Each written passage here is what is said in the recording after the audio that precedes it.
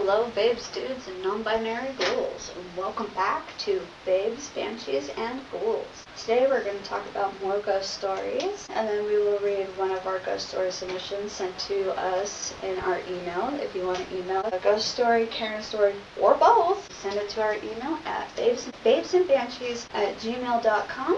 Then we're going to get into a deep dive of kids' cartoons, so this might ruin your childhood. Let's ruin some childhoods. Yeah, I mean, it kind of ruined mine.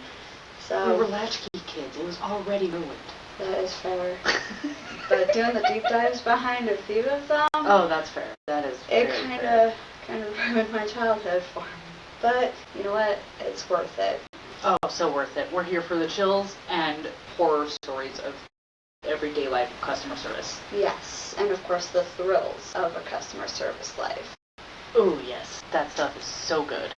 And then at the end, we will do a tarot reading and see what it says in the end.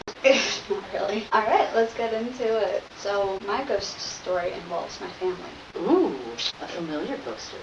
Yes. Familiar. Familiar. I know how words work. Are you sure? God, no. God, no. Same. Sometimes my brain works faster than my mouth and it just comes out as mush. Oh, yeah. No, that is very fair. Yes. Anyway, so a long time ago, when my baby sister was a baby, she was laying down on the couch, having a bottle, minding her own business, just chillaxing, hanging out.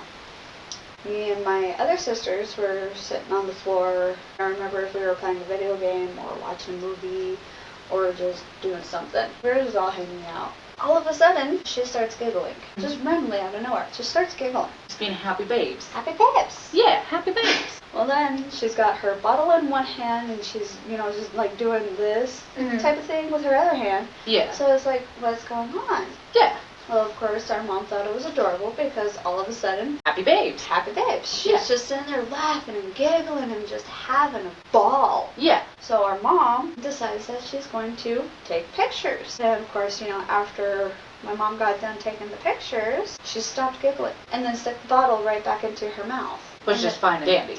Which is like, what the heck? Yeah. Like, it kind of just confused us. Well, then when we looked back through the pictures that our mom just took, you could see the silhouette of her mom, which is my grandma, playing with her.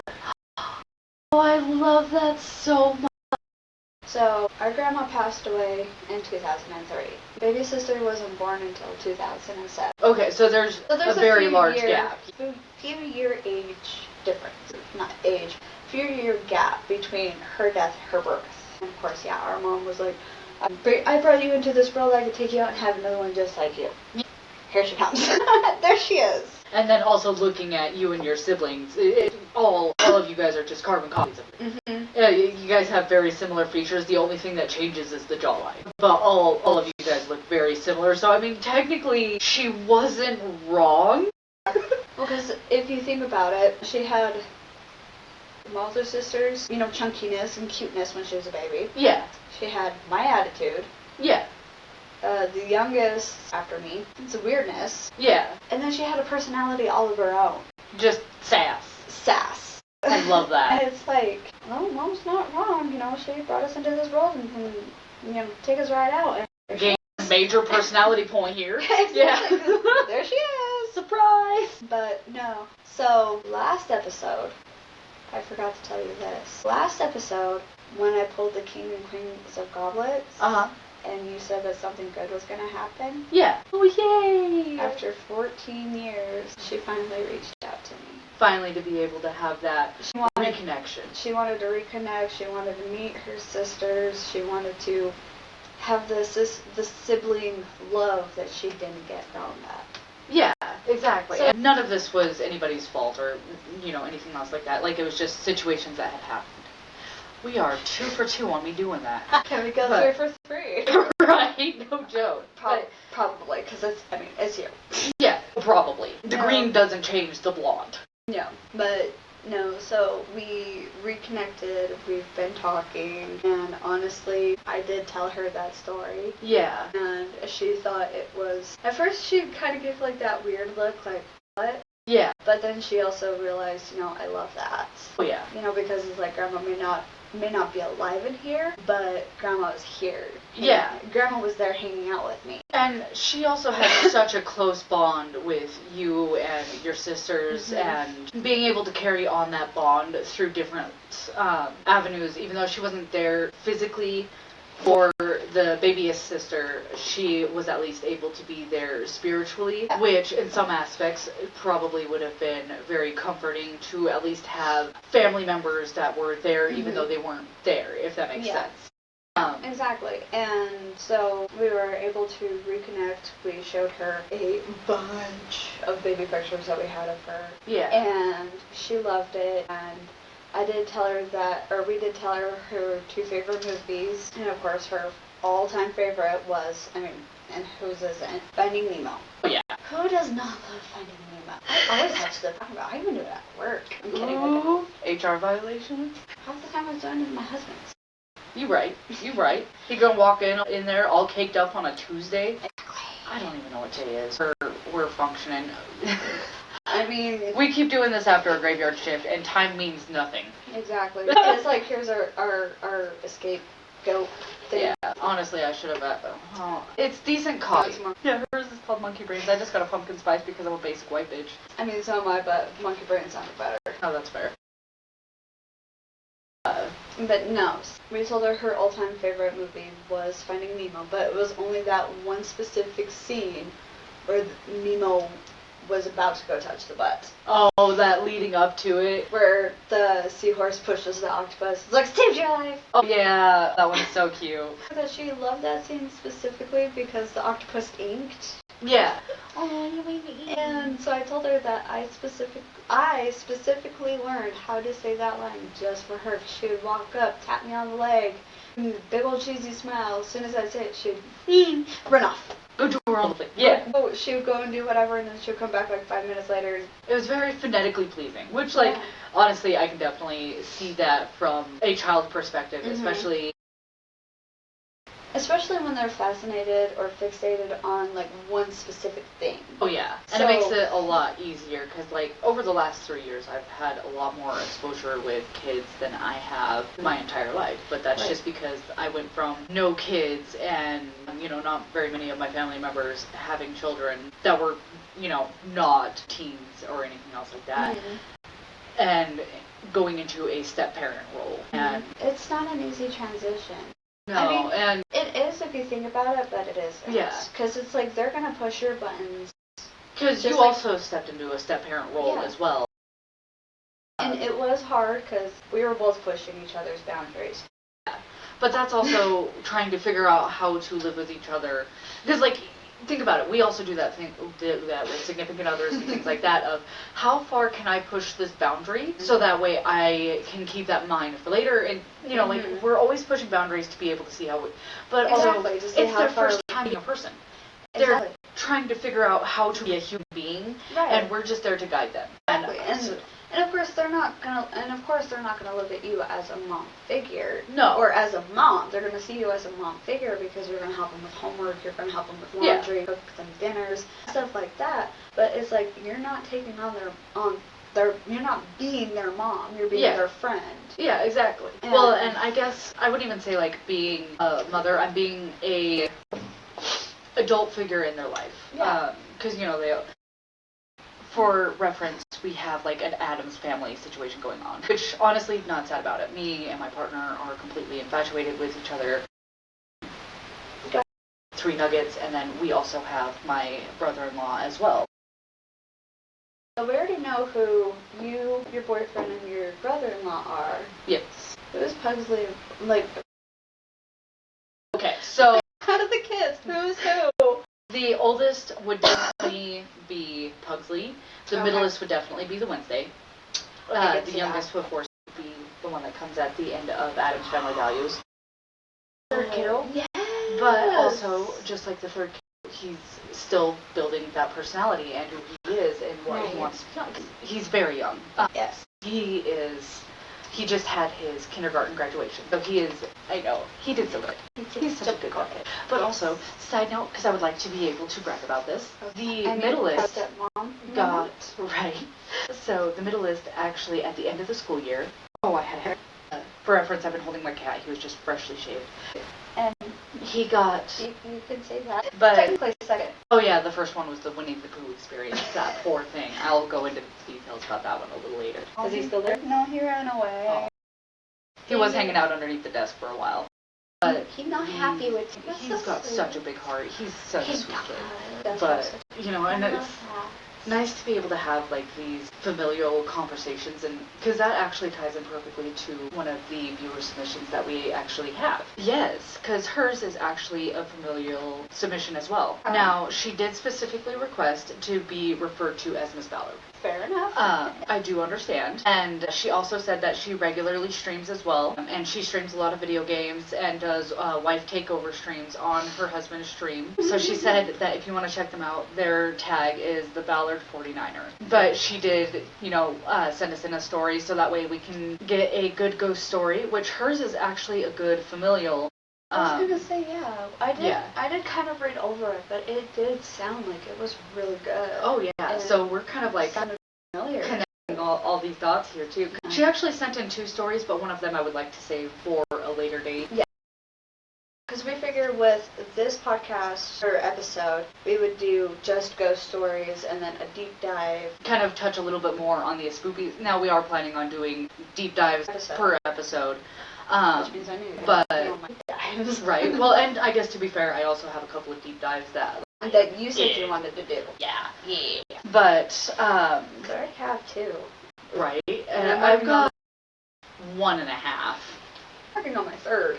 Because I've been on the same one for a while, and then I just wrote one down in the notes. I wrote it down in the notes for me to research, but I've just been in. I'm like, oh my god, because I didn't realize how much of a deep dive this was going to be, because it's simultaneously a creepypasta and a old wives' tale, but also true story. It is. So it's kind of like an intermingling of all of them. Exactly, because you don't realize what is, for a lot of people, because I actually did talk to a couple people today when I told them, when I was about ready to get off work, I was like, yeah, I'm going to go record my podcast, blah, blah, blah, and they were like, you're doing a podcast? Asked what it was about, and of course, I'm answering their question. Oh, yeah. And of course, as soon as I said, ghost stories. Right. When they asked, what was it about, what is our podcast about? And I told them, and they were like, okay, and asked if I believed in ghosts. And I was like, well, of course I do. We have a podcast. About ghosts and Karen stories. I lived in haunted houses, or houses that were haunted. I worked in buildings and stuff that's haunted. Yeah. I have ghosts visit me all the time. Yeah, we've had ghost experiences as well, and I am 98% certain that this new place is haunted. But it would make sense. Because, funnily enough, was not disclosed to us that the previous owner had passed away, and come to find out, was passed away in the house for anywhere between 2 weeks to a month before anyone realized he had passed away in the house. And his wife had also passed away in the house. Yeah, but obviously we don't feel anything negative or anything else like that. Right. Yeah. But, honestly, at this point, we're kind of having some debates because it is a rental. We have found multiple false walls, and the house was built in the 1930s. So, Not as old as my house, but mine was in the yeah, this one, it was built in 1936, and hence why we're able to keep it nice and cool during the summertime with no air conditioning just by opening doors, which thankful for. Right. Because, let's be honest, it's not that hot here. No, it's not. It's actually kind of comfortable. Yeah, I'm even wearing the hoodie that I live in. You said you weren't going to bring it out until October. Yeah, I know. But at the same time, don't blame you. Yeah, no, and that, plus I couldn't find a shirt that I wanted to wear with these pants, and just nothing was working for me, so I went with it. You got maybe an hour of sleep before you had to go get your cat shaved. Yeah, I really messed up. I got off work, and then cleaned house a little bit, and then I forgot that I had made a bunch of plans to start at 11 o'clock in the morning, all the way up until about 5. Huh? It is about where my plans set. Of course, it's almost 4. Oh yeah, that'll teach me. Well, yes, but speaking of time frames and everything else like that, now on to Miss Ballard's story. So, are you ready? I'm ready. Alrighty. So I'm going to read the story as she has typed it, just so that way everyone would be able to kind of get a feel for that. One of the better ghost supernatural stories surrounds the death of my aunt, Tina, my mom's oldest sister. She has MS and lung cancer. For months before my aunt's death, she'd tell anyone and everyone she knew, "Hey, come to my house February 2nd. I'm having a big party." And I'll and slowly deteriorating. Oh gosh. I'm having a big party, being ill and slowly deteriorating. Sometimes my family would kindly nod and take said people to the side and mention that there was no actual party and that she's sick, and it was all understood. Sometimes it wasn't caught. This comes to play in a bit. Still kind of odd though, right? Months and months go by, and she eventually succumbs to her illness and passes away overnight. At home, at my grandparents' house, surrounded by family. My grandparents were friends with the neighbor, so my sister and I invited to sleep over at their home when my family knew that my aunt's time had come. We were really young and didn't need to be around that. The following morning comes around. My now 3-year-old sister marches back over to my grandparents' house. She is determined to speak with my aunt. She has yet to know that my aunt has died, or what death even was. So we walk in. My mom, aunt's grandmother, are all sad. My grandfather kneels down to my sister's level, trying to explain to a 3-year-old what death is and why she won't see her Auntie Tina anymore. After a certain point, my sister starts to debate with my grandfather that my aunt isn't dead. Eventually she says, "No, she's not dead. I saw her in my dream last night. We were playing in the front yard. She stood out of her wheelchair, turned into a butterfly, and flew away." Oh yeah, and she goes actually a little bit further. Okay. The dream explanation just wrecks my mother at this point. She leaves the room and immediately beelines for my aunt's bedroom. She knows that my aunt hid some illicit items away in her bedroom for the pain. Granted, my aunt had a med card. This was in California in '03. My grandparents would have been so pissed off had they known there was illicit substances in the house. So what does my mom do? She took it out of the bedroom, snuck out the back door, and smoked that shit. A ciggy in one hand and a joint in the other, she decided to sit under this porch light that we had, and it hadn't worked for about 10 years. She lights them both and starts power smoking both. About halfway through her time, this busted light starts to flash, and my mom saw my grandmother's shadow from the corner, just enough time to get rid of it. Oh God. Sister being the MVP even for beyond. Others, like, right. What's you gonna hit first? The substance or the cigarette? Right. At least the cigarette you can. I was already. Fair. The other one was like, oh crap. Yeah, no. About an hour or so later, when my aunt's body got picked up, we were sitting outside the front yard when my aunt got picked up. We were sitting around this glass table. It was kind of like a bistro set. You remember how Sobe drink in the early 2000s were glass bottles? My mom had one sitting in the middle of the table next to an umbrella hole that they bring out my aunt. She's in the bag. They're wheeling her out. You know what happens on this not windy day at all? This bottle slowly nudges and pushes itself off the table and shatters to the ground. Oh my God. You know what else happens? You know how I told you about the party? That was that very day was the day my aunt died. People didn't know we were showing up to my grandparents' home, bringing gifts, expecting to walk into a party. The next day, my sister turns 3 years old. Oh my God. Yeah, so essentially the aunt was getting everyone prepared for her passing, and so that way everyone was there for the sister for her birthday. Oh my She didn't want anyone to be sad on the sister's birthday. Oh, I know. Oh my God. But it is so, being sick and everything else like that. Like, it's like you've got to come to terms with your own mortality very quickly. exactly, and that's almost like what happened with my grandfather and his friend before my grandfather passed away. Yeah. I'm pretty sure I've told you the story a million times, but at the same time, it still gives me chills to this day. And every time I see him, my heart breaks for him. Yeah. Because they have been best friends. They've lived next to each other for fucking ever. Yeah. And it still sits in the back of my head every day. So of course when it comes up to the anniversary of his death or the anniversary of his birthday, yeah, that's all I hear is what he told me. Yeah. So it's like, oh my God. So of course anytime I tell anybody that story of how my grandfather passed, They're like, oh my god, that's just being chills. Oh, yeah. Because it's like, how would you feel if all of a sudden we're hanging out, I look over at you and I just say happy birthday to you, even though your birthday ain't until like a week away? Yeah. How would you feel if I did that to you? I start feeling a little bit suspicious just because, like, me and you both have a history of each other's birthdays.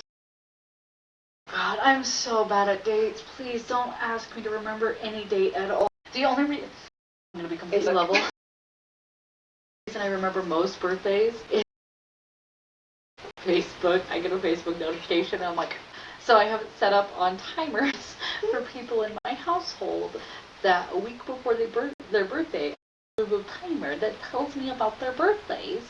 So that way I can order something from Amazon and be like, I totally didn't forget. Anyway, so his friend, my grandfather's friend, you know, he's had plenty, like, deaths on his side of the family, like uncles, brothers, kids, you name it. Yeah. None of them hit him as hard as my grandfather did. Well, that's your chosen family. I found is you become closer to your chosen family than a lot of your blood family. Because I will say, like, I feel a lot closer to you and Brandy and my partner and my brother-in-law. Like, I feel a lot closer to you than I have with a lot of family. Fair. And now that's not saying that I'm not close with my family, but I built this family brick by brick, and I chose you guys specifically. Exactly. And we worked hard to be in your heart. Yes. Dang it. Well, and especially because, like, as you know, I am an only child. But growing up, one of the people that I hung out with predominantly, she had a lot of siblings as well. But because we were so much always together, they essentially had become my siblings. So that way, like, I got that sibling relationship via osmosis, I guess. Yeah. Because you got close to her, you got close to them. Yes. Just like you got close to my little sister, you got close to us. Yeah. Because I was friends with your middle younger sister before I had met you, but me and you have a level of friendship that I definitely feel a lot closer with you and a lot more connected, but also we see each other on a regular basis. Pretty much, yeah. And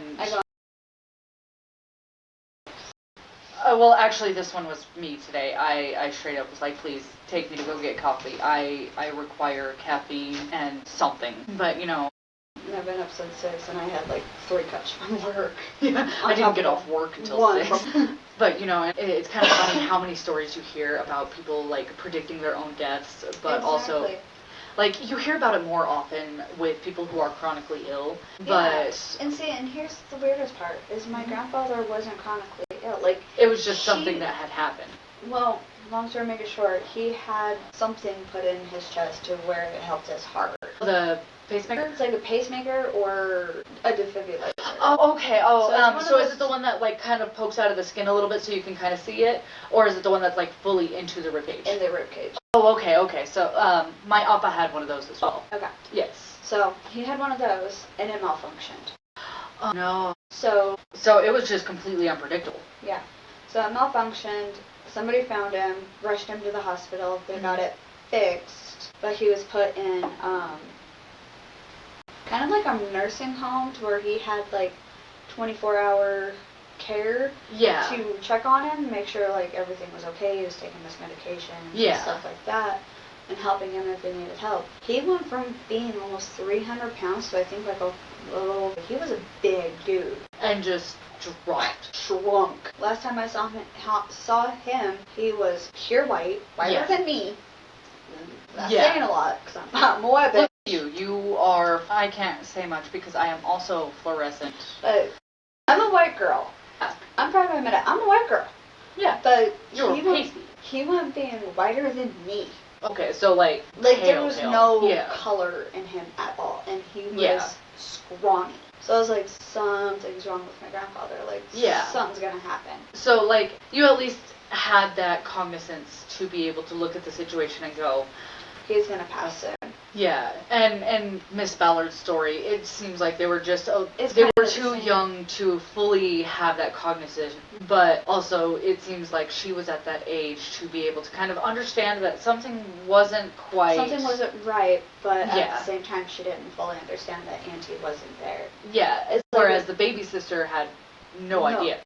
Like she was in the full recognition of, no, she's still here. She was in my dream. How can she be in my dream if she wasn't here? Like Exactly. yeah, And of course, you know, everybody loved and respected my grandfather. yeah, But his sister and his friend decided to go hang out with him this night.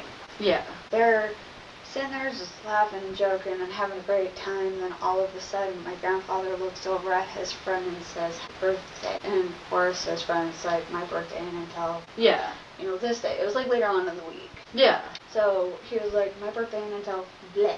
yeah. And my grandfather goes, "I know, happy birthday." Oh, And ended up God. passing. God, I swear, if you ever do that to me, I will break my one rule and get a Ouija board and I will yell at you.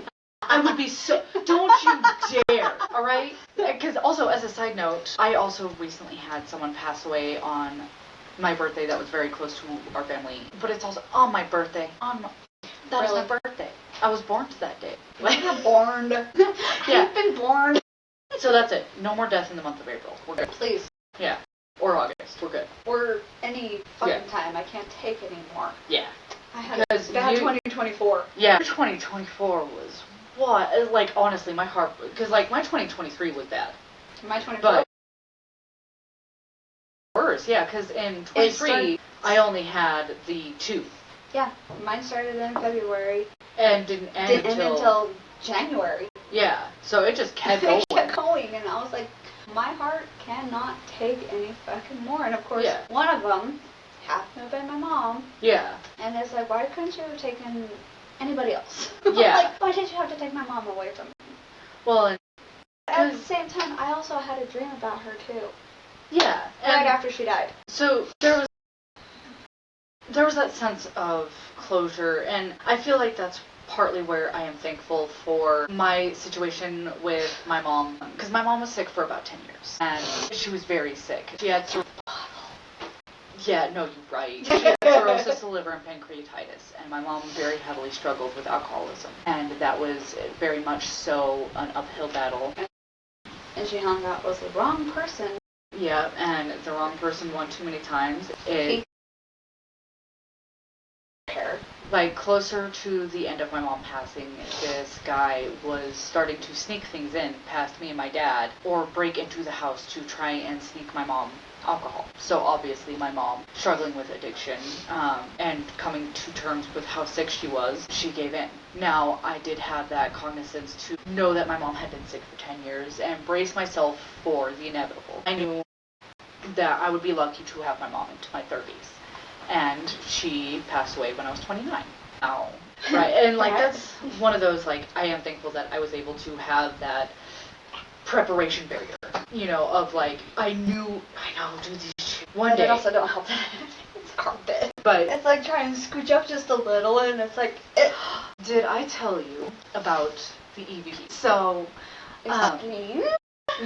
So I'm using a different editing software than I have ever used before. Now, I do know a lot of editing softwares, but this one is something completely different, so that way we can separate the video from the audio, so that way eventually we can also get over to Spotify. Because right now we are predominantly on YouTube, but we are working on Spotify. We also need to figure out how we can get it set up to where we can also do it on TikTok too. We- Just like little clips. Yeah, so we're still figuring out certain aspects as well. I will also figure out how to get the comments turned on. Yes. I still need to figure that out. I will get that figured out for comments so people can comment on our videos as well. And also to where you can turn on the notifications every time we post a video. Yeah, and to be honest with you, I wish I would have gotten a timestamp, but also I was exhausted. And so I'm so sorry I didn't get any timestamps. I will say it was closer to the end. So it was either right before the very last story or when we were just kind of chittering towards the end. We're slowly trying to get things figured out. You can actually, there's a brief moment where me and you are completely silent because you were prepping something and I was getting ready to swap over our programming. Mm-hmm. And in that very brief moment, it's like a 0.5 seconds, you hear a woman go, "That's okay." What? Because me and you are the only two women here. Both of our mouths were closed. Because also, for reference, I am the only woman who lives in my household. I'm just the one that comes over and bugs her. Yeah, so if neither of us are talking, there was no other women here. We are the only two women. Everybody else is bored. But it was an older woman's voice going, "Okay." And I'm like, Esposo? but it was very, very quiet. So it almost kind of sounded like if, yeah. So it was kind of like, so here, let me do this. So you know how you can kind of still hear me right here? Mm-hmm. It was like if you heard her from here going, "Oh, okay." Yeah. And so it was very faint, but it was also to the point where it had combined with the audio to where I couldn't really fully separate it out. Because again, still learning these programs. If you have a better suggestion for programs, would appreciate it. But right now we're using Riverside, which is working really well. Yeah. Also, we'd probably find out like what Markiplier. He uses DaVinci. Aha. And now DaVinci, I was thoroughly enjoying the editing. I would like to not have to pay for the editing that I had done. That is why we went to Riverside, is because I don't have that expendable income right yet. Honestly, Riverside works perfect because you could just send it over to, or you just us having it Mm-hmm. after she gets done editing it. Editing? Shut up. Yeah. Editing it. She can send it over to me. I can watch over it and see if there's like anything that needs to be fixed or taken out or whatever. She can quickly was like, okay, at whatever time. Yeah, because it also allows me to do I am very proud of our first video for how well And it thank did. you guys so much for 50 views On our first ever video. on our first video. And we did that through just word of mouth. And so I feel like word of mouth is something super important, and we are super thankful for you because this is something that we are both passionate about and very excited about. We got 50 views on our first video. Yeah, see, we got 50 views. And honestly, we can't thank you guys enough Yes. for that. I mean, granted, it's a first video, but it's like to us, that means a lot. That means you guys liked it or didn't like it or... Because again, we're still trying to figure out the commenting and things section. like that. I will work on that tonight. So if you guys have any criticisms or anything that you guys want to say or stories or anything else like that, please send it to the email. We want to know how to do better and be better. Yes. Because we want to make this enjoyable for you while we're also enjoying ourselves. Yes, because... Phrasing. Huh? Phrasing. I don't like that phrasing. I need to work on that. Yeah, but no, I get it because it's right now we don't have the comment section set up, and I did talk to one of my friends, and I got a Charlie horse. Oh, God. Is it in your butt or? It was from the bottom to the front, just this. We live like that now. All right. We need that. It's an age. It's fun. It's delightful. Love this for me. I was at work and I was talking to one of my friends, and I told him hey, my friend made a podcast, and he's like, yeah, you were telling me about that. I tried looking it up, and he showed it to me, and I was like, bro, he spelled it wrong. Yeah. Oh no. He went to put babes and banshees, but he spelled banshees wrong, but he didn't put the and in it. Oh. I looked it up for him, and I showed it to him, and he subscribed right there. Yeah. And he was going to turn on the notifications, and he's like, why can't I turn on the notifications? I'm like, oh shit. Yeah. I didn't think about that. It's I need to turn on the notifications, so I will figure out comments and notifications so you can know when we have videos posted. Yes, so we're going to try and get everything all set up, and we're also kind of... We're still new to this, so please be patient with us. Yes, and like we said, if you guys have any suggestions or anything else like that, we will happily be able to listen. Email. Yes. Right now until we get everything set. Yes. Fixed. Send it to us in the email. We're learning tech support, because yes, do I have a degree support. in this? Yes. Hi, I'm tech support. I'm just the poster. I have a degree in this? Yes. But there's certain aspects that, my degree obviously did not touch on, which was trying to, because when I was getting my degree, TikTok just barely became a thing. Yeah. No, it was Musical.ly. Yeah, it was Musical.ly when I was getting my degree. It transformed into TikTok. Yeah, and that was afterwards, and I am more of a TikTok lurker than I am a poster, so that's going to...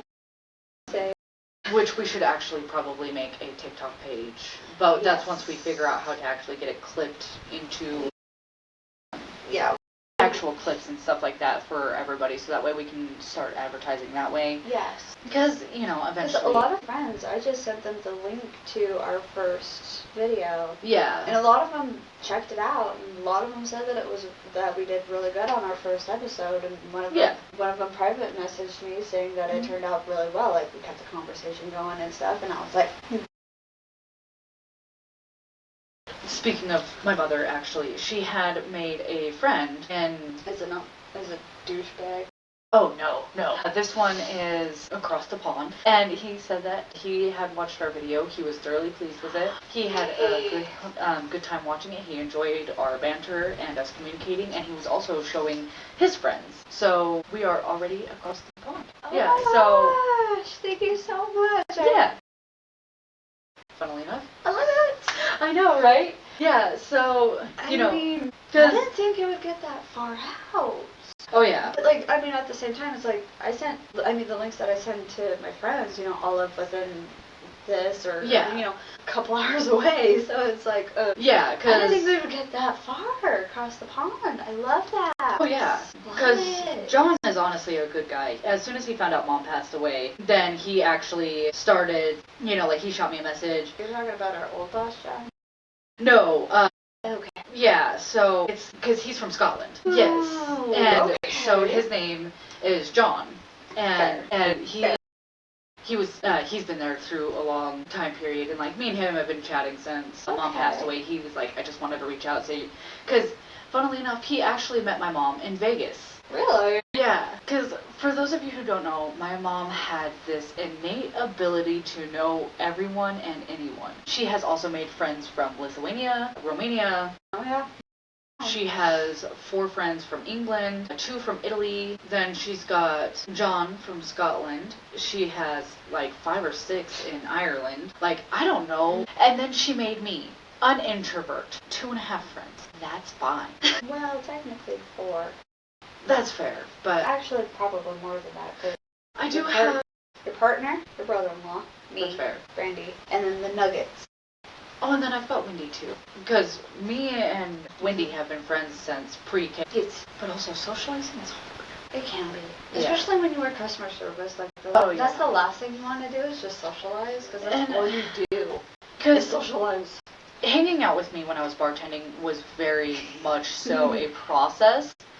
Also free entertainment, especially when you had to deal with a couple of douchebags. I am mouthy. I am small and I am mouthy. So I'm not afraid to tell a grown man what's up. I don't care. I fear no one. Speaking of, I messaged one of our friends from the bar. So I sent him the link to let him know, like, hey, guess what? We made a podcast. Yeah. And he says, I was just telling my crew the other day about you 2 ladies. How I thought I had a kink of being slapped around until I had Mariah slap out. Me go outside with him, and he's like, listen, I need you to slap me as hard as you can. And I'm like, you don't want that. You do not want that. And he's like, no, I need you to slap me as hard as you can. And I'm like, again, are you sure? Like, I made sure multiple times, and I was like, okay, I'm gonna need your consent. Like, I will not be doing this without your consent. And he's like, no, hit me. All of a sudden I hear, I'm inside behind the bar. All of a sudden I hear, yeah. I smacked it. Open palm. I didn't punch him, but it was an open palm, just whack. But also, I was also the only one who was able to move the full-size kegs by myself there. I work out regularly. I was able to as well. Oh yeah, that's fair. Because you were the only one who wasn't calling me to come move kegs every time one came. And I was like, just ask one of the guys. I don't want to leave my house. I'm in sweats. I was going to say, I managed to lift him myself because I did work for FedEx. And mine was just a lot of rage workout. Until I had Mariah slam me outside the bar. And I told you about the next day on how that shit hurt like a motherfucker and gave me a bad headache. Hey, he asked. He asked and he gave consent. And consent is key. Yes. And he's like, and you were like, oh no. And that's when you told me she had some kickbox training and some shit like that. Yeah. So I forgot to warn him that you had Well, yeah, because my dad was a boxer. He showed me how to hit because, again, only child, am a girl. He always told me, hit like a girl and mean it. Mm-hmm. Do. So I told him, I was like, we started a podcast, and yeah, she told me about that too. Then I was like, well, what did your crew say about him getting smacked by a girl? Got beat up by a girl. I'm about nothing. I'm tiny. So I was like, what did your crew say? And he goes, they laughed their ass off. That shit had my fucking ears ringing. Now, mind you, I'm at work messaging him this. Yeah. Or messaging him. And I'm just cracking up because it's like, apparently you gave him a headache for like a week. He asked, and to be fair, the couple of days after that he would come in, he had a big welt. It lasted like 2-3 days. Yeah. And it was a welt, not a bruise, a welt of my hand. Like, you can see my ring imprint on his cheek because I've got the ring that doesn't remove. And that never comes off. Well, it hasn't come off since I was like 8. So, like, I think that's just part of my hand now. Anyway, so after he said that it had his ears ringing, so I was like, LMAO. Yeah, now you can show them the one that hit you. Hi, I'm the one with green hair. It's like, that's the one, because in this episode we talked about her throwing a guy out the bar, and he asked if it was Chewy that he threw out, and I was like, no, it wasn't. Do I have a history of throwing grown men physically out of a bar? No, but I did tell him that I treated Chewy like a dog. As we should have. Well, he did. We should have made him bark. He had the hot for you so bad. Oh my god, you could have belittled him 7 ways to Sunday, and he would have said thank you. Much. Yeah. You could have spit on him, and he would have not washed that cheek for a month. Oh, probably. For real. So he comes in and he's having a bad day. He decides that he's going to open up the door in the very back by the pool table. And all of a sudden I just hear it slamming. Like, he's slamming that door hard. Well, that's a heavy door. Why are you slamming my doors? Exactly. So I go over, I grab him, I pull him to the end of the bar. I tell him, sit, stay, drink your fucking beer. Sit down, shut up. And he did. Yeah. And then as soon as he got done with that beer, he left. I love that your warning is sit, stay. And mine's, here's a glass of water. I'm like, I'll be nice and let them finish their drink, but if they're going to continue being disrespectful, I'm going to give them a glass of water too. Yeah, here's your glass of water. Enjoy some H2O. Be hydrated. Today on advice I should take for myself. Great. Congratulations. Oh God, just the amount of sleep I am. Fair. Anyway, so we decided my deep dive was going to be on Ed, and Eddie. Now, granted, there wasn't really a lot I could find on it. Yeah. But a lot of it is about how everybody is why they are. Of like what had happened to him during that time frame where. Okay. So, Big Ed. Yeah. The big goofball. Yeah. I mean, who doesn't love Big Ed? He's an idiot. We love big idiots. Buttered toast. He always gets verbally abused by his sister. Did you notice that? Yeah. Like, he's always getting verbally abused by his sister. Or even physically, because there was a couple of episodes there where she just was like throttling throwing shit at him. Well, Exactly. he's genuinely afraid of his sister. Yeah. But also his sister has the bigger room that's upstairs that has the natural light. She has an actual bed. She's got toys. Exactly. So he gets verbally abused by his sister, but he also gets neglected by his parents. Well, that would make sense because he's notoriously dirty and...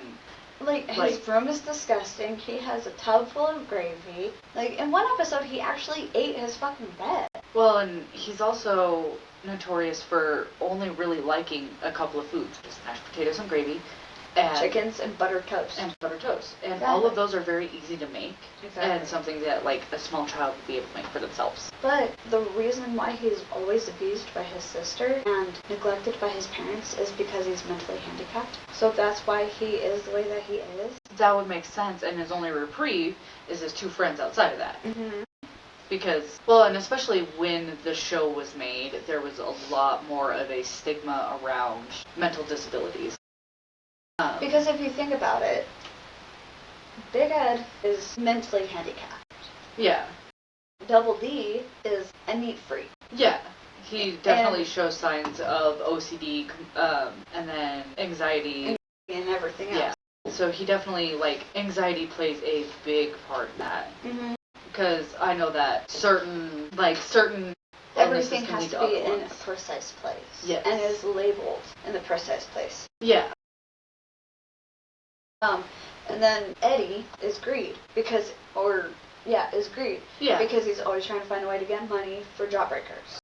But also, if you watch the show back, you can see him being more selfish of the three. It's what about what he wants. It's more about what he wants versus what but he also, does with his friends. That season finale kind of makes sense because if you look at it versus like how Eddie acts throughout the whole thing versus like watching that very last episode where you actually meet his brother and where everyone in the cul-de-sac. We've met his brother before. Yeah, he showed up. He did show up, but it was more to bully Eddie. Yeah, but if you think about it, it's probably because there were two separate approaches taken there of neglecting oneself and then putting oneself on a pedestal. Exactly. Because it seems like, does he have a lot of stuff? He does. Yeah. But it seems more like shut up gifts. Pretty much. Because, Because if you think about it, in one of the episodes, he's sitting there washing and waxing a car that's clearly his brother's, and he even says, it's my big brother's. Yeah. But, so it's like, but if you think about it, with Big Ed, his family, including Sarah, could face charges for neglect and abuse. Oh, yeah. For doing that to Big Ed. Oh, yeah. Because we know he's not sanitary because he doesn't take baths, he doesn't brush his hair, brush his teeth. He's got a bathtub full of gravy. At one point in time, he got grounded and they took away his stairs. Exactly. And when they said, what was that scene? It was like, I can't go upstairs, or they took away the stairs because I am grounded. And Double D was like, that's disturbing. Yeah. So it's like, he was condemned to the basement. But also, if you look at it, because you essentially get a full view of the basement throughout the entire series of the show, and the basement doesn't have a kitchen or any food, so he's stashing food. Yeah. Because he's also had sandwiches stuffed underneath his mattress before. Exactly. Like, hidden in his coat. Yeah, and in one of the episodes where he crawls underneath his bed and he stands up, like, all of that crap that's underneath his bed is all molded food. Yeah, so he's stashing food because obviously that is not the first situation of that happening. Exactly. So it's like, he just doesn't he can't take care of himself, yeah. But he's getting abused and neglected by his parents and his sister. Yeah. Yeah, took away his stairs. Like, they don't care about him. Double D's parents always communicate through sticky notes.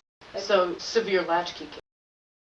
So it's like, hey, can you do the dishes? Can you do, this? Can you do that? It's like, everything is written on sticky notes. And that's because they don't want to actually communicate with their kid Or they're only home during time frames where he's not there. Exactly.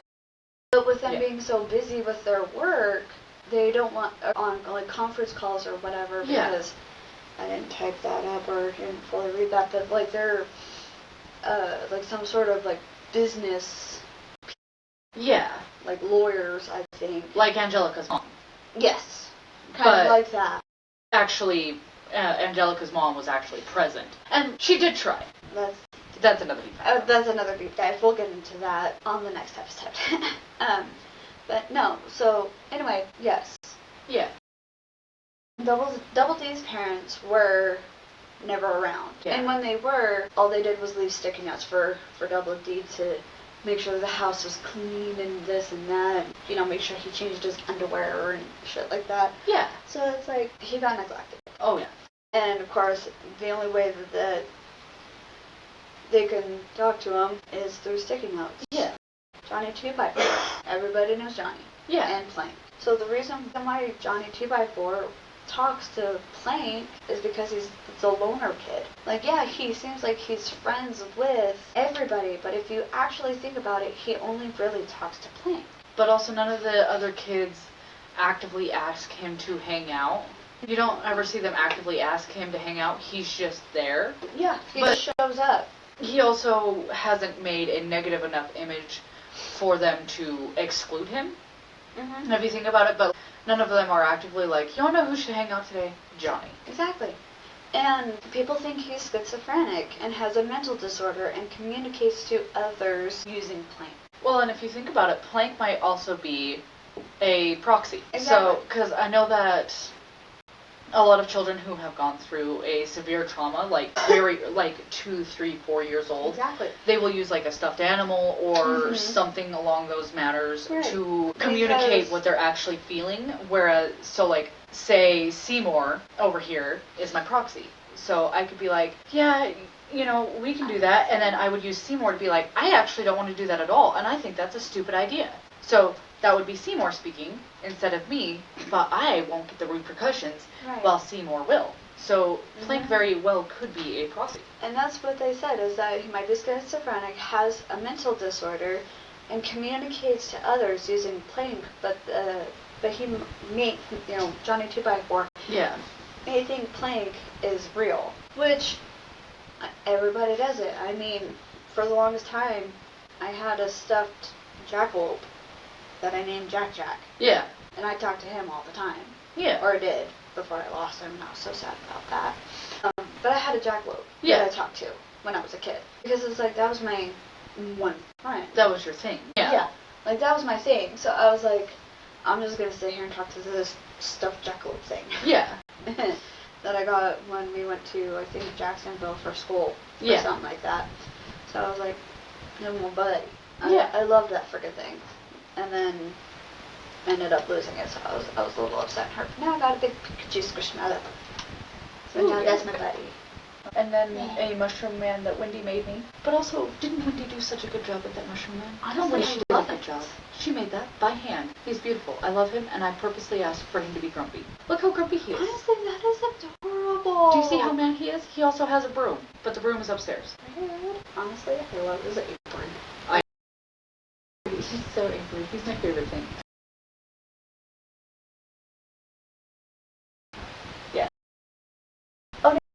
Perfect. That's but yeah, you know, but I will say that a lot of children, they have that one thing. Yeah. Like, they have that one inanimate object or one, like, stuffed animal or pillow. Yeah. Or anything. But with people not actively asking Johnny to hang out and communicate and things like that. But also, Johnny never mentions having any siblings, whereas the other kids in the cul-de-sac mention having siblings who had grown up and moved out. Exactly. Johnny doesn't. So Johnny very well could be one of the very few only children. And the only other only child is Double D. Yeah. Because everyone else has a sibling. But both of them... Yeah, because if you think about it, Big Ed has Sarah as a sister. Eddie has a brother. Yeah.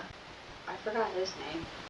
Talks about having an older sister that she looks up to. Kevin talks about having 2 older brothers. Ralph talks about being the youngest of 12. That was one that I vividly remember because I remember watching that episode with my mom and she was like, I'm the oldest. Or the second oldest. But it's like, how the hell can you manage 12 kids? You can't. Not by yourself. God, no.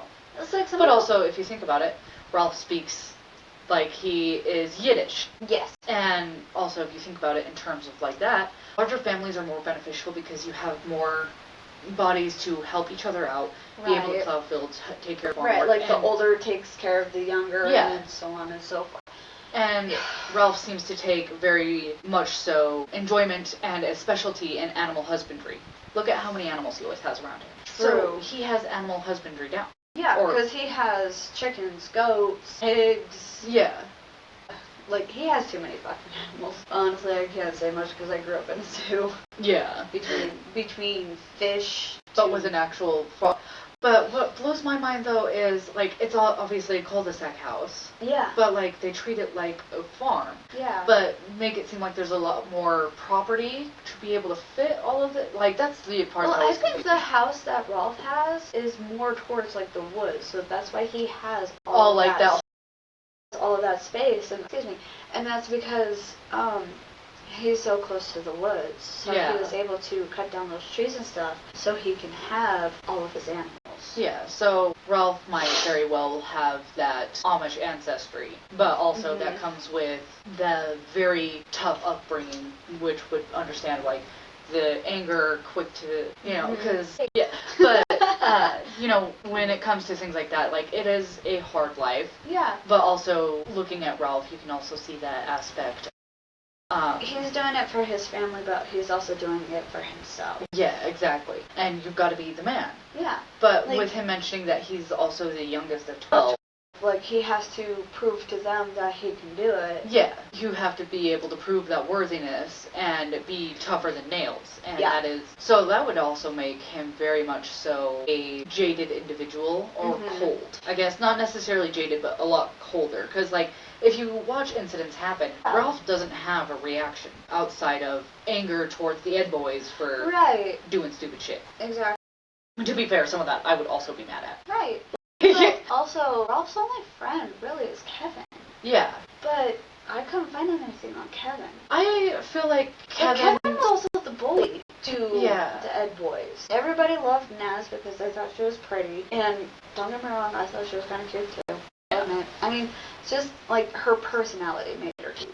Yeah, and I will say, Kevin, I wouldn't necessarily say like anything's necessarily wrong with him. No. But you can definitely tell there is that resentment or spoiled brat. And honestly, he was, because his dad worked in the Jawbreaker factory. Yeah. I know you've seen that episode where his dad worked in the Jawbreaker factory, and he had like his entire garage filled with Jawbreakers. So it's like, and he was nice and he gave some out, but it's like he kept all of the rest for himself. So it's like, I felt like he was the spoiled one of the family. Yeah. Well, and if you think about it, a lot of families that are set up the way that it's made to seem how Kevin's is, the youngest is usually the most spoiled and the most coddled, because a lot of the times that's the last one. That's the baby. Yeah, so they get coddled and spoiled and everything else like that, because their thought process is, it's the last one. Right. Or if you're the only child, a lot of the times it's a 50-50. You're going to get spoiled or you're not going to get shit. Yeah. So it's a 50-50 if you're the only one. Ooh, the Kinker sisters. Ooh. I do find it interesting that the Kinker sisters are the only three that don't actually live in the cul-de-sac. They live in the trailer park, right by the cul-de-sac. I think it's by the cul-de-sac, but it's not. It's like a good distance away, though. Yeah. But if you've noticed that they're constantly sexually harassing the Ed boys. It was things that were too mature for girls their age. Yeah. Because literally, like, in the first episode that they met the Ed boys, they were treating them as if they were the husbands already. Yeah. Cooking them, like, gave them robes, cooking them food, gave them powdered milk. Like, they were doing all of this stuff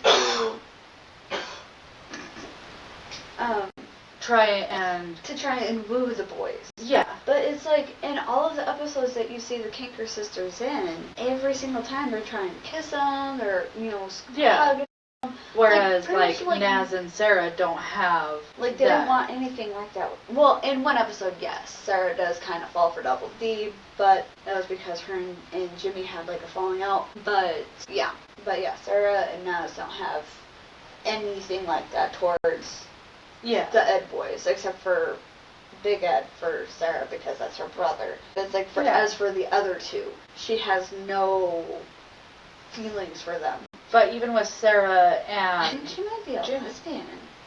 If you think that's about it, fair. because she hangs out with Jimmy, who is a prima donna crybaby, and gets a tiny little, like, literally he could barely pick up a twig, and hurts himself, and has, so dramatic. So it's like, I think Jimmy might be gay, and Sarah might be a lesbian. Oh, that's fair. Nobody likes that, but it's like, if you think about it, like, it kind of makes sense, because he likes girly things.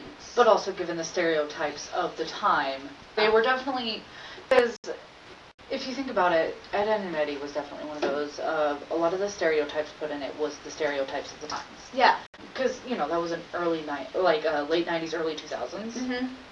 And so with that, a lot of it would be reminiscent of that time before, I guess the time before, because it's nostalgia. It's a nostalgia-ridden thing. But it does indicate that a lot of things are happening outside of that, because, like, they're sitting there, like, these kids are sitting there getting away with practically murder. And there's no parental supervision anywhere. And the only ones that do actually have the repercussions is the Ed boy. Eddie is getting in trouble from his brother. Yeah. For perceiving his brother Yeah. Which also shows that there's a resentment there, because that also probably says that, because Eddie has a nice room as well. Also, his room has outside access, so he can go in and out whenever he pleases. But that also says he might have stolen that room from his brother. I wouldn't even necessarily say stolen the room from his brother. What I would say is it's probably a case of they forced the oldest sibling to take care of the youngest sibling and just kind of did whatever. So the oldest, instead of going the route of, oh, I do care for you and I love you, went, I resent you. Exactly. You ruined my whole childhood. I didn't get a childhood because of you, when it wasn't his fault. He was just being a kid. He didn't know. Oh yeah, that's the, I guess, just one of the blank cards. I think they're, no, I think that's the only one in there. We will figure it out. And this is the Tarot del Toro. No, it's like, but if you think about it, in every episode, it's like, yeah, they do talk about the parents and stuff, because in one of the episodes, they send there, like, Sarah's gonna tell mom's gonna tell dad's gonna say, not now, I just got home, blah, blah, blah. Yeah. It's like, you can tell that, yeah, he is, like, they are scared of But they're kind of felt set up like a nuclear family, but what was actually the nuclear family of, like, how it looked like outside of the rose-colored glasses. The dad's tired because he's working the full shift. The like, mom, he's the only one working, or working the mom's on Quaaludes, so she doesn't know what's going on most of the time. She's just putting things in Jell-O. Pretty much. Like, she's just sitting there like, oh, you're blah, blah, blah, blah. Yeah. But it's like, at the same time, how these kids are getting away with a lot. Where the hell are the parents? Like, if we were to have done anything they done, we would have gotten in so much trouble. Like, we would have gotten in trouble by both parents, mom and dad. Yeah. So it's like, it makes it kind of hard. So, yeah, when you grow up seeing these cartoons of, oh, this kid gets away with that, and this kid gets away with this. Yeah. And it's like, and you think you could do something like that, and then it's like... It makes it very impressionable. Yeah. Like, really? But I will say some of the aspects of, like, a lot of the kids' cartoons and things like that, like, that we grew up with, had some, because, there was ones like Ren and Stimpy, Beavis and Butthead, like, things like that. And it was like, I grew up on Beavis and Butthead and Ren and Stimpy. Oh, I did too. I've got the entire Beavis and Butthead box set, but we also grew up on Tales from the Crypt. Yes. That one was me and my dad's go-to. We had a setup, so we would watch 2 episodes of Scooby-Doo, 2 episodes of Tales from the Crypt, and 1 episode of Star Trek. And Star Trek ended when it was my bedtime. Yeah. Because Dad didn't have a bedtime. He did whatever. It was the... Oh, okay. Okay. So I will actually start with yours. Because... Alright.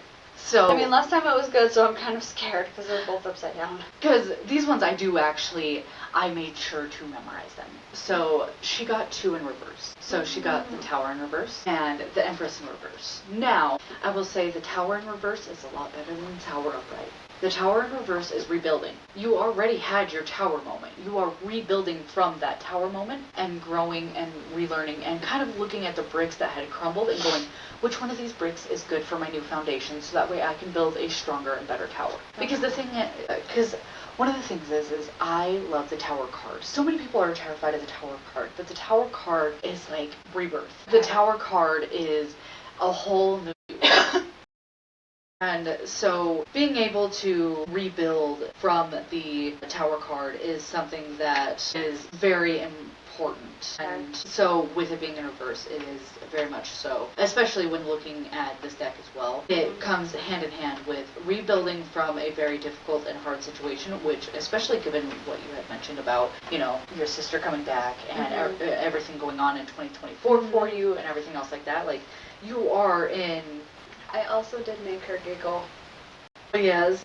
Because not only did I do that part in that scene, she also got to hear my Pikachu. You're right, and I bet she loved that. Pikachu. Because not a lot of people know. Yeah. I could sound just like for Pikachu. Well, and also, as a side note, when the tower is in the presence of the Fool, which the Fool is the one that I drove. The Fool is the one that I pulled out.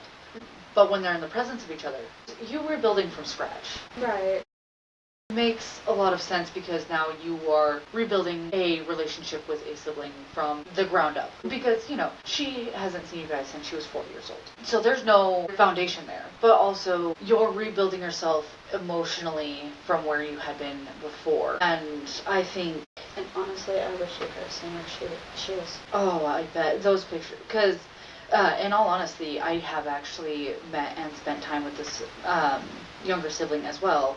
Because I, being friends with them as long as I had, the last time I had actually seen her was when she was 4 years old as well. And so that was the last time that, I spent full-on time with her. I think it was 2, because it was 4 when she was in foster. Yeah, but we were all still hanging out and stuff like that, and we would take her with us and stuff like that. So it was about... Yeah. And my car was big enough for a car seat, too. Now, the other one that you had pulled was the Empress, and that one is in reverse. Careful not to become too selfish or become tyrannical. That one is definitely a warning of, and especially when in terms of rebuilding and things like that, it's a warning on how to hold yourself and carry yourself and what you feel would be the next step. But it also kind of comes hand in hand with, the Empress is someone who is very caring and a powerful feminine figure. But that also walks a fine line of, are you a powerful feminine figure, or are you going to be a tyrannical feminine figure? Right. And so that's just a reminder. So her showing up in reverse is a reminder of, hey, it's okay to not be 100% in control, because not everything will be in your control. Was the Fool. Now, the Fool was one that I was very familiar with, but I also know that this deck will... I was just saying, no, it's different than the one that you're used to.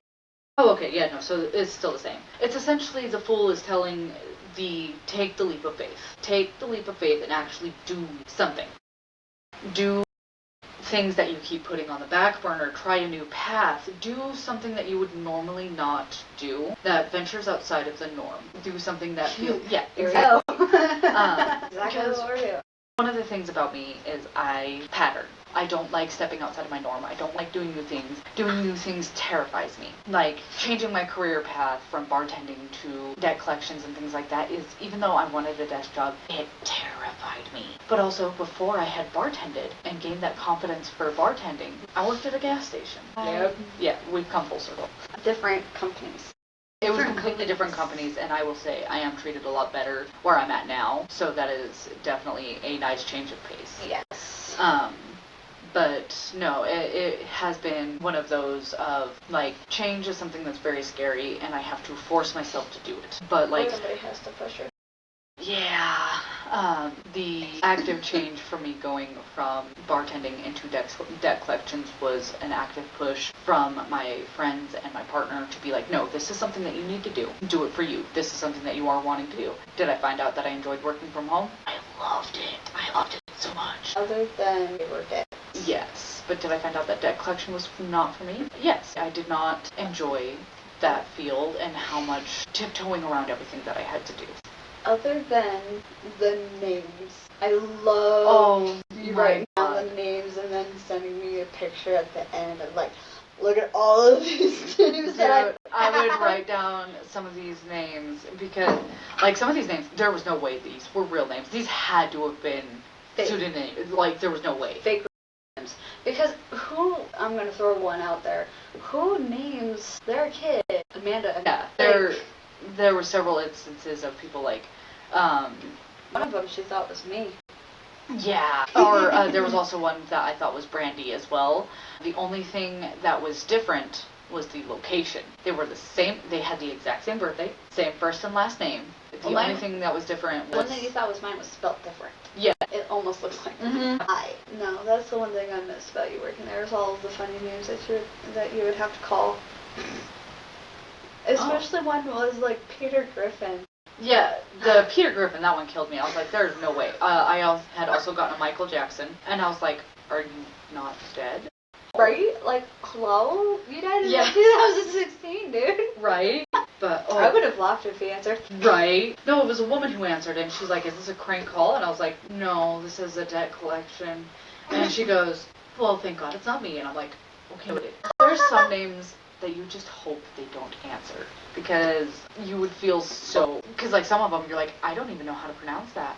I don't even know. Yeah, there was one name, it was longer than the call screen. Oh, I remember that.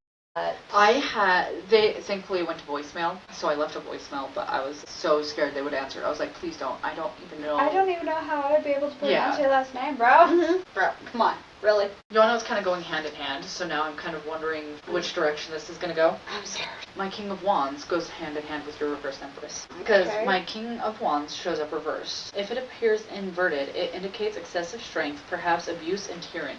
But that I feel like those are a lot more of reminders of, like, try not to let things, like, get to your head. But I also feel like, especially in my case with me being scared to try new things and do new things, oh, well, let's see what we got there. But you do another round of pull. Right? I got the King of Goblet upside down, or in reverse. But Words. with me trying to do new things, it makes it... It does make it a little hard, because Yeah. it's like we're so used to our own ways, our own patterns, but it's like trying to figure out like what we want to do next and where we want to go is like, are we really like? If inverted, we have perhaps found a twisted leader or dark father. What does that? 'Cause that doesn't feel right. That doesn't make any sense, especially with it being inverted. Hang on. But no, like us trying new things does make it hard for us because. Oh, okay. Often does signifies emotional instability, immaturity, or lack of emotional control. But because that's how I felt today. as a side note, that also kind of goes hand in hand with what I was discussing with you earlier. So one of my main goals is that I want this to be my last vape. Now, before I had started vaping, I was a very heavy smoker. I was a 2-pack a day smoker. Oh no, Seymour! Seymour. Yeah, it's gone skis. I loved that candle. It was a candle. It's filled with rocks. Well, I know it was a candle. That's why I. Were you not expecting rocks? No, I was expecting a candle. She filled it with rocks, and I knocked rocks. over Seymour. Sorry, Seymour. Sorry, Seymour. I wanted to build a candle and I found rocks. It was one of my favorite candles, and it only comes out around Halloween at Smith's. So, just so you know, Bone Dust at Annie Kroger smells absolutely amazing. Okay, so Stripes, my middleest stepson's cat, also Stripes, my middleest stepson's cat, decided he needed a hand and a foot. So, we are very lopsided, so Seymour is all sorts of messed up, so next time Spirit Halloween is open, we are going to be upgrading Seymour. They do say everything costs an arm and a leg, but in this case, a hand and a foot. Right? This is the cheapest price I've had to pay. If I had to pay a hand and foot for eggs, that'd be phenomenal. One of the things that I had been wanting to do is completely quit vaping, because I had actually picked up vaping because I got tired of smelling like cigarette smoke. Yeah, and I feel like both of us are kind of like at ground zero of kind of rebuilding ourselves. Yeah. Because I feel like over the past year and a half after my mom passed away, I was going through a fog that I didn't realize I was going through. Mm-hmm. Like, I just was kind of going through the motions, and I felt... But then it was weird. It was like February of this year, like I woke up. Mm-hmm. Like, I know that. Like, it was like the fog suddenly lifted, and I'm like, okay, cool. Honestly, it happens because it's like I'm still kind of going through it. Yeah. But it's like at the same time, it's like I lost all of that. Yeah. In 24, beginning of 25. Yeah. And then it's like reuniting with my sister. I'm an emotional wreck. I'm an emotional roller coaster right now. It's like Reconnecting with a sister, dipping our toes into a new school. career field, rekindling friendships, trying to be healthier. That is so... I didn't realize... I forgot how hard it was to go from unhealthy to healthy. It is going to take some time, but at the same time, it's like, you got to do what's best for you. Yeah, exactly. And like my biggest thing, so at one point in time I used to be 250 pounds. And any form of weight gain, my brain goes, you're back to being fat. And like, that is such unhealthy mindset to have. And so I'm trying to break that cycle of that consciousness, but also I'm like, okay, you know what? If the weight gain makes me feel that way, then I obviously need to get myself to a place where I'm comfortable. Mm-hmm. But that also includes like changing eating habits, changing my physical habits, and also getting rid of things that I don't need caffeine. The things that contributes to weight gain is nicotine. But also I found one of my own personal little deep dives that's not spooky or scary or anything else like that is that untreated ADHD makes you self-medicate. So a lot of people who have untreated ADHD self-medicate with nicotine, alcohol, drugs. You will have a higher chance of finding someone who has unmedicated ADHD abusing a substance of one form or another. Now, she is a smoker, and I vape, and I also other things to try and cope with my ADHD. Now, at one point in time, I did have medication for my ADHD, but that was because I was on my dad's insurance. But once I turned 25, I could no longer be on my dad's insurance, so I couldn't take those medications anymore. With me, they just made me a zombie. Like, I did nothing but sleep. Yeah, and I was scaring people because they thought I was dead. I stopped reading books. I stopped and it was a medication that actually worked really well for me. Like, I had ended up becoming management of almost every place that I worked. I had a very good work ethic. I was an ideal college student. Like, all of those things included. But I stopped doing my passions, and so I stopped feeling that enjoyment. Now, that comes as a double-edged sword because I also have depression and anxiety. And see, and that's me too, because it's like, I did have the habit of picking at my fingers and chewing on my nails. I mean, yeah. I quit doing that. I mean, I still pick at my fingers from time to time, but I pick at the sides of my fingers, so the sides of my fingers, but I stopped with my nails. Yeah, I actually just have to keep mine short because I have very thin. I mean, I was doing my nails there for a minute to stop me from doing that because I found out that doing that is due to anxiety, and I suffer from anxiety. But it did when help my cooks a lot. watched me have an anxiety attack. Yeah. I'm gonna copy. One of my cooks watched me have an anxiety attack. Yeah. Then I stopped picking at my nails, and I've been picking at my lips. So if you look at my lips right now, they're practically just destroyed because with me suffering from anxiety, I just sit there and pick, and that's all I did this morning. I pick at my lips because I have chronically dry lips, and if any of you guys know how to help dry lips, that would help phenomenally because I have tried chapsticks, I've tried lotions, I am hydrated. I have had 4 bottles of water that are like this size. So I've had 4 of these of water. Good job. Yeah, which explains a lot of my jittering right now. I've had a lot of water, plus the coffee. It's mostly because of soda, coffee. And at least mine's a good addiction and not a bad addiction. I mean, there could be worse ones, yeah. I mean, energy drinks. I'm addicted to energy drinks, and I will admit that, but I am actually quitting those. I have a thing. Okay, so whenever you say I have a thing. You know how I absolutely love Red Bull? Yes.